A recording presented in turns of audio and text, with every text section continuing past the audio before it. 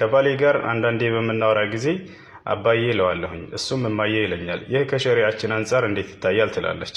ጥሩ። ይህ ለሶስት ይከፈላል።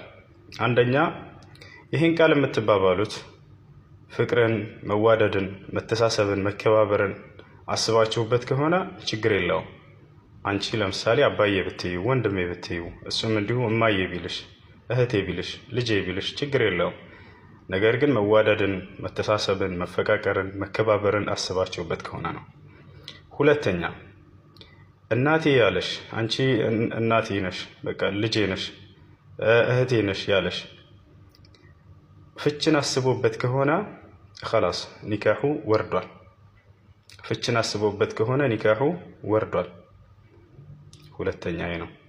ሶስተኛ አንቺ እንደ እናቴ ነሽ፣ እህቴ ነሽ፣ ልጄ ነሽ ያለሽ ልክ እናቴን፣ ልጄን፣ እህቴን ግንኙነትን ማድረግ እንደማይፈቀድልኝ ሁሉ ከዚህ በኋላ አንቺም ልክ እንደነሱ ነሽ ለኔ ብሎ ካሰበ ፍችን ሳያስብ ማለት ነው።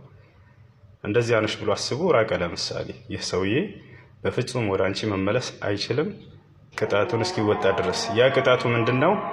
በተከታታይ 2 ወር መጾም። ይህን ማድረግ ካልቻለ ደግሞ ለ60 ድሃዎች ምግብ ሰርቶ መመገብ።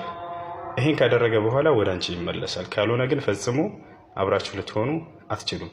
ኒካሑ ይወርዳል አይወርድም ፍችን አስቤበታለሁኝ ብሎ እስካላሰበ ድረስ ማለት ነው።